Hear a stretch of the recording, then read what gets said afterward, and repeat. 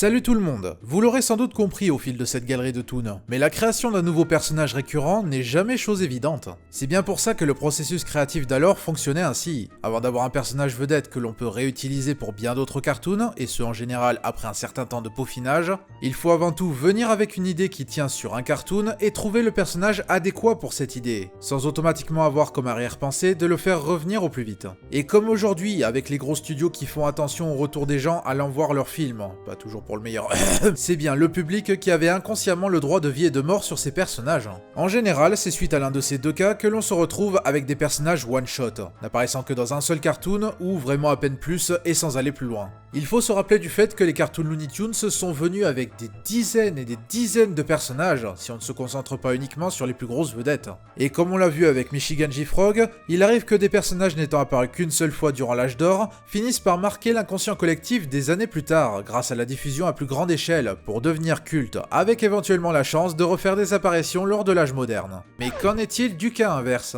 Et oui, tant de personnages créés, ça implique forcément qu'il y en ait qui n'ont pas survécu à l'épreuve du temps pour une raison X ou Y, et qui se sont fait engloutir dans la masse. Les grands oubliés, qui peupleraient le Wasteland d'une version Looney Tunes de Epic Mickey si ça existait. Oh, maintenant je veux que ça existe. Et bien aujourd'hui, je vous propose un petit épisode spécial où l'on va redécouvrir, ou découvrir tout court, quelques-uns de ces rejetons. Ceux que l'on sent penser comme des tentatives de personnages récurrents, mais qui ne sont guère allés plus loin que leur introduction. Et je tiens à le préciser, qui sont vraiment oubliés de la génération actuelle. Je ne prends pas en considération ceux qui ont tout de même eu un petit culte, au moins pour que certaines personnes s'en souviennent suffisamment pour les remettre sur le devant de la scène occasionnellement. Ni ceux qui sentent délibérément l'usage unique pour une histoire propre. Vraiment ceux qui sentent une série de cartoons avortés, et qui n'évoqueront quelque chose qu'aux fans vraiment hardcore. Alors avant de commencer cette plongée dans les coins les plus obscurs de l'âge d'or du cartoon, j'aimerais parler d'une des méthodes de création favorites des artistes de l'époque, qui est toutefois également ce qui a conduit à l'oubli de certains des personnages dont je vais parler. C'est une surprise pour personne, les artistes derrière les cartoons Looney Tunes, et pas seulement eux, adorent l'art de la caricature. Dès qu'ils ont l'occasion d'en mettre, ils en mettent, et croyez bien que ça peut concerner même le gag le plus anodin. C'est quasi sûr qu'une bonne partie de vos personnages préférés des Looney Tunes sont une caricature d'une icône des médias d'alors, au moins sur un aspect particulier de sa personnalité. On a déjà vu quelques exemples, comme Charlie Lecoq inspiré du sénateur Cleghorn, ou Titi partiellement inspiré du Mean Weedle Kid, un personnage récurrent d'une émission radio de l'humoriste Red Skelton. Mais vous seriez surpris d'à quel point beaucoup de choses sont des références culturelles à ce qui était populaire à l'époque. Plusieurs répliques que la génération actuelle doit au moins associer aux Looney Tunes ne leur sont pas réellement propres. Mais si ça marche autant en majorité, même pour un public qui n'a plus les références, c'est parce que les artistes savaient se les approprier, pour que l'aspect cartoonesque et absurde survive à l'épreuve du temps. En somme, ces caricatures s'ancrent parfaitement dans l'esprit déjanté des Looney Tunes, donc on en rigole parce que c'est drôle de manière intrinsèque. Cependant, il y a des cas où les cartoons et personnages sont écrasés sous le poids de la caricature, et ne doivent pas laisser grande impression chez ceux qui n'ont pas la référence. C'est sans doute le cas des personnages de Quentin Quayle, un cartoon one-shot de 1946 réalisé par Chuck Jones. Dans les grandes lignes, ce cartoon met en vedette un père Caille et sa fille, qui tentent d'attraper un ver de terre pour nourrir cette dernière. Mais pour ceux qui ont la référence, ce cartoon est majoritairement inspiré d'un acte de la comédienne Fanny Brice. Durant les années 30, Brice s'est fait connaître comme la caricature adulte d'un enfant gâté, qui posait souvent des questions, et qui chouinait de manière forte et distincte quand elle n'avait pas ce qu'elle voulait ou qu'on la grondait. Eh oui, l'art qui imite la vie, on sous-estime à quel point c'est vrai. Son personnage nommé Baby Snooks était très populaire à la radio, dépendant notamment de son alchimie avec le comédien qui jouait le rôle de son père. Et comme pas mal d'icônes radiophoniques de l'époque, plusieurs de ses gimmicks furent référencés dans les cartoons. Quentin Quayle est essentiellement un sketch de Baby Snooks, mais avec les personnages dépeints sous forme volatile, sans réelle majeure différence par rapport à la source. Et m'est avis que ça a dû jouer un rôle important dans le processus de disparition de ces personnages de l'inconscient collectif. Heureusement, Quentin Quayle est un cartoon tout à fait compréhensible même sans avoir la référence, à défaut d'être mémorable. Mais il est difficile de retirer quoi que ce soit de ces personnages indépendamment de ce dont ils s'inspirent. Et quand ce genre de situation arrive, ça les rend déjà moins intemporels. Le cartoon mise plus sur l'interaction typique du genre de sketch qu'était Baby Snooks que sur une personnalité qui le distingue. Et à ce compte-là, il n'y a pas tellement qui poussera à se souvenir plus de cette caricature que de l'acte caricaturé. J'ai déjà du mal à me souvenir quel genre d'oiseau c'est une caille, alors bon, si on nous en propose une qui ne se distingue pas au-delà de ses références, et c'est pas gagné. C'est un peu le genre de cartoon où l'équipe en charge donne l'impression de réaliser un fantasme, genre vraiment concrétiser ce que ça ferait de réaliser un sketch appartenant aux actes comiques qu'ils admirent. Et ce n'est pas forcément un mal, plusieurs cartoons se sont excellemment débrouillés avec ça. Mais quand il manque la touche supplémentaire, ça rend la chose plus ou moins fermée à une certaine audience. Sachez d'autant plus que le cartoon est pitché par le storyman Ted Pierce, qui prête également sa voix au père, renforçant mon impression susmentionnée. On ne les a plus jamais revus, exception faite d'un caméo dans un comics Looney Tunes où ils apparaissent en tant que trophée de chasse chez Elmer Fudd. Je ne pense pas que j'ai besoin d'ajouter quoi que ce soit. Dans le même ordre d'idée, on a les personnages des Honeymousers, inspirés, entre guillemets, de la série télévisée The Honeymooners et de ses personnages respectifs. Ce sitcom des années 50, qui est un peu le scène de ménage de l'époque, ne vous dit probablement rien là tout de suite, déjà parce qu'il est inédit dans les pays francophones, mais vous avez dû tomber sur une référence d'une manière ou d'une autre. Je t'envoie direct sur la lune, c'est une métaphore pour dire qu'il bat sa femme. À la base, les Honeymooners, c'était un sketch de 6 minutes faisant partie du variety show de son créateur Jackie Gleason au début des années 50. Peu de temps après sa première diffusion sous forme de série télévisée complète, on a la production d'une parodie, toujours entre guillemets, made in Warner Bros, pour finalement arriver un peu après la fin de sa diffusion. Ironie, haha, tout ça. Et comme pour Quentin Quayle, on a une trame assez classique, arborant le déguisement de la source caricaturée comme tentative d'épicer la sauce. Je trouve ce cartoon et ses personnages symptomatiques des problèmes que beaucoup de fans, moi y compris, ont avec les cartoons du tandem Ted Pierce-Robert McKimson à partir de la seconde moitié des années 50. Beaucoup de leurs cartoons sont concentrés sur la duplication de ce qui est populaire plus que sur l'apport d'une touche particulière. Ça arrive. Des 3 scénaristes majeurs de chez Warner Bros, Pierce était celui qui affectionnait le genre de la parodie le plus. Ça a porté ses fruits plus d'une fois, mais sur la fin de sa carrière chez Warner, elles étaient plus autocentrées. En principe, une caricature, ça implique de croquer une chose préexistante de manière unique et décalée de la vraie version. Et pour ce faire, la parodie d'une icône particulière peut être aidée par le contexte l'entourant, les autres personnages lui donnant la réplique, etc. Un personnage comme Charlie Lecoq, qui pour le coup est une création caricaturale réussie de McKimson, fonctionne parce qu'il a été conçu en suivant ce mode de pensée. Comment adapter les gimmicks du sénateur Clegorn pour que ça serve un personnage de coq lourdeau qui baratine un chien et un faucon? Là, en revanche, ça fait lol. Imagine les Honeymooners, sauf que c'est des souris. C'est révolutionnaire! Ça devait marcher quand la référence était encore fraîche. Mais quand ils sont bien forts que ce sont des personnages tirés d'une œuvre préexistante, sans même forcément connaître l'œuvre en question, avant de les sentir comme des personnages Looney Tunes authentiques dans un contexte particulier, c'est qu'il y a un problème quelque part. C'est rigolo d'avoir un Peter Lorre savant fou malsain en personnage secondaire savamment dosé. C'est moins rigolo quand le cartoon entier repose beaucoup trop sur le phénomène culturel que l'audience reconnaît au détriment du reste. Ce qui m'amuse en revanche, c'est que la difficulté de viser un public est plus élevée quand le cartoon est passé sur une chaîne comme Nickelodeon, qui a censuré 2 scènes où le mari menace d'en mettre une à sa femme, ce qui était un gimmick du sitcom originel. Ça le rend encore moins vendeur pour un large public, et donc d'autant moins mémorable. Curieusement pourtant, les Honeymousers ont eu le droit à 3 cartoons dédiés entre 1956 et 1960, soit 4 ans après la fin de la série. Oui, bon du coup j'ai un peu triché, ce ne sont pas techniquement des one-shots,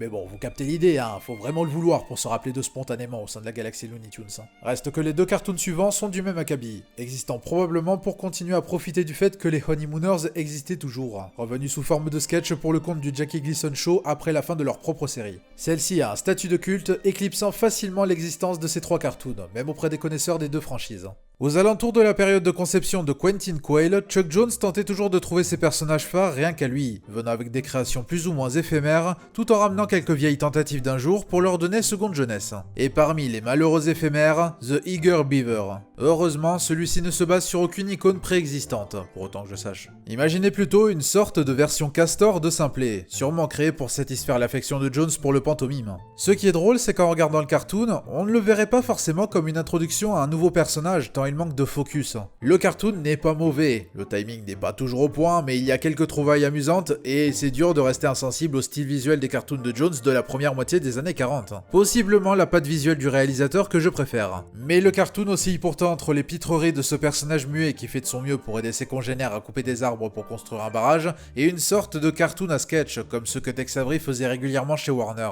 Il y a un narrateur, du moins au début, il y a des jeux de mots et des tournures cartoonesques des aptitudes des castors, et il y a également un running gag entrecoupant plusieurs scènes et qui trouve sa chute à la toute fin. Et au milieu, ce pauvre castor qui n'apparaît qu'au bout de 2 minutes, comme si c'était déjà un petit aveu de faiblesse quant au fait qu'il ne pourrait pas tenir la durée à lui seul. C'est dommage parce que du coup, non seulement le cartoon est trop hésitant entre pantomime et comédie verbale, qui n'est pas la plus élaborée non plus, mais ça fait que le castor peine à briller pleinement, trop étouffé par le reste. Jones évoluera pour créer de meilleurs personnages axés autour du pantomime, mais conceptuellement, un animal simplé et muet n'est pas une mauvaise idée en soi. Du coup, on pourrait croire qu'il a été volontairement conçu comme un one-shot, mais d'après une de mes sources, lui et Ted Pierce voyaient bien une occasion de concevoir un nouveau personnage récurrent. Il y a eu des plans pour d'autres cartoons le mettant en scène, mais ce n'est jamais arrivé. Le milieu des années 40 a plus réussi à Fritz Freleng qu'à Chuck Jones en termes de création de nouvelles vedettes, même si quelques-unes de ces nombreuses tentatives ont fini par tenir durablement. Vous savez ce qu'on dit, si vous ne réussissez pas du premier coup... Et je ne dis pas ça pour rigoler, hein, Jones a vraiment essayé pas mal de fois. Déjà en 1942, on a eu un personnage qui est apparu 3 fois, ce qui est déjà 3 fois de plus que d'autres mentionnés avant, mais si par miracle certains s'en souviennent, c'est pour en parler comme une des pires créations de Chuck. Le chat Conrad, apparu pour la première fois dans The Bird Came COD.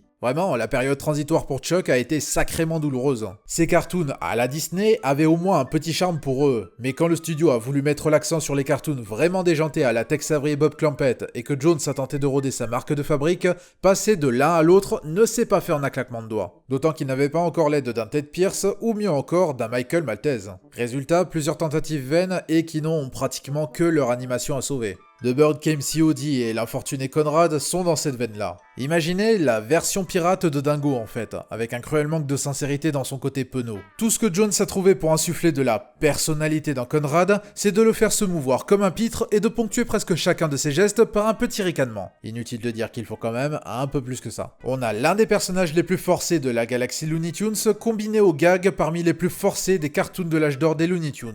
Merveilleux. Le talent des dessinateurs, et notamment de Ken Harris, est gaspillé sous une direction sans focus, même lorsque des parcelles pour définir le personnage au travers de sa gestuelle pantomime se dessinent, sans mauvais jeu de mots. Et encore une fois, peut-être comme un aveu de faiblesse, Chuck fait ressortir un vieux one-shot aux côtés de Conrad. Un pigeon vénère dans un chapeau de magie dont le seul gag est de s'approcher de Conrad de manière menaçante avant de lui en mettre une, sur le même leitmotiv musical. Pire encore, après une apparition au second couteau dans un cartoon de Porky, Porky's Café, où il est commis de cuisine bataillant contre une fourmi et contre sa propre connerie, lors de sa troisième et dernière apparition, Conrad the Sailor, Chuck a dûu peut-être se dire « Ah, et puis fuck it, hein, mon personnage est très clairement inspiré de Dingo, alors autant aller jusqu'au bout et embaucher Pinto Colving pour faire sa voix. » Après, Conrad the Sailor est de loin le cartoon le plus sympathique des trois, déjà parce que Conrad y est martyrisé par Daffy Duck, parce que Dave Monahan est un storyman compétent, et parce que la direction a plus confiance en elle, notamment côté artistique. L'aube de la collaboration entre Jones et l'artiste layout John McGrew, avec des plans directement inspirés du cuirassé Potemkin. Et oui, ça rigole pas. Je trouve intéressant que ce personnage soit apparu dans 3 cartoons de Chuck d'affilée, sans aller plus loin. Certains personnages voient leur apparition plus répartie au fil du temps, avant d'être qualifiés de succès. Là, je me demande s'il y a eu tentative de proposer autant d'un coup pour vérifier si ça marche avec l'audience, ou s'ils savaient qu'ils n'iraient pas plus loin avec lui, et donc l'utilisent au service de 3 idées qu'ils ont eues sur le coup. Reste que si ce personnage n'est plus jamais apparu par la suite et passe autant comme un symbole de la longue traversée de Chuck Jones avant de se trouver, ce n'est pas un hasard. Mais dans le genre personnage insupportable, le dernier dont je vais parler aujourd'hui est possiblement ma bête noire personnelle. Apparu une seule fois, mais une fois de trop, et pourtant sans doute créé avec les meilleures intentions. Vous aurez compris que les artistes des Looney Tunes sont des gros fans des programmes radiophoniques humoristiques. Non contents d'en tirer des gags et des personnages, des fois ils ont carrément la chance d'inviter des humoristes radio à faire la voix de personnages one-shot. Robert McKimson engage ainsi un certain Pat Patrick, notamment connu à l'époque pour ses apparitions dans l'émission radio The Chase and Sanborn Hour, pour prêter sa voix à un corbeau dans Corn Plastered, sorti en 1951. Problème, je ne sais pas si c'est l'écriture qui le guide ou sa voix, celle légèrement accélérée de Patrick inspirée de son personnage dans l'émission mentionné, mais ce personnage est proprement insupportable. Je suppose que c'était mieux pour le public adepte des émissions radiophoniques qui avait la ref, mais le fait est qu'en tant que personnage pris tel quel, bah... Disons que partant du principe que tu as envie de le voir décéder des mains du fermier qui lui sert d'adversaire, alors que le dit fermier est présenté comme un antagoniste, c'est qu'il y a un problème quelque part. Le corbeau est voulu comme un personnage plaisantin, mais tout comme Conrad, on est dans le genre plus petit dénominateur commun. C'est drôle, il porte une casquette à hélice. C'est drôle. Bon, il y a un peu de biais, parce que le fermier, lui, il a la voix de Mel Blanc, et Blanc, il est drôle quelles que soient les répliques qu'on lui donne. toute proportion gardée. Sauf que ce corbeau anonyme est juste détestable, même indépendamment du fait qu'il soit pas drôle et de sa performance irritante. C'est juste une menace. Qu'il pille le champ du fermier, ok, c'est une mécanique de cartoon habituelle, je m'en fiche. Mais après, il joue les parasites chez le fermier, pille son frigo, détruit tout, et ni la nature ennemie du fermier, ni le contexte, et encore moins l'humour, ne compensent cela. C'est une sorte de Bugs Bunny versus Elmer Fudd raté, alors que le potentiel de faire marcher ça n'est pas inexistant. Je ne déteste pas ce cartoon. Il y a un gag qui fonctionne de temps en temps, et c'est quand même un cartoon de Mackinson avant 1955. Donc il a toujours les services de dessinateurs de talent comme Rod Scribner, Bill Melendez et son frère Charles Mackinson notamment. Mais c'est une collaboration Robert Mackinson-Warren Foster bien décevante, et certainement tirée vers le bas en grande partie pour une certaine raison. Ni en personnalité, ni en design, ni en rien ce corbeau ne se distingue. Mais dans ma tête, la raison principale pour laquelle il n'est plus jamais réapparu, c'est parce qu'il s'est noyé en se jetant à l'eau à la fin du cartoon. C'est très bien comme ça. Bon, il y a encore d'autres personnages dont j'aurais pu parler, mais je propose qu'on s'arrête là et qu'on garde ça pour une prochaine fois, ne demandez pas quand. Il y a toujours des choses intéressantes à observer quand on se penche sur le processus créatif de ces cartoons et ces personnages, ainsi que l'héritage laissé derrière face à la demande populaire. Déterminer ce qui permet et ce qui a permis de percer dans le showbiz ne sera jamais une science exacte, mais c'est toujours passionnant à analyser. D'autant plus avec une franchise avec autant d'années d'histoire. Du coup, merci d'être là pour suivre mes plongées dans cette grande saga. On se retrouve lors de la prochaine chronique. Ciao!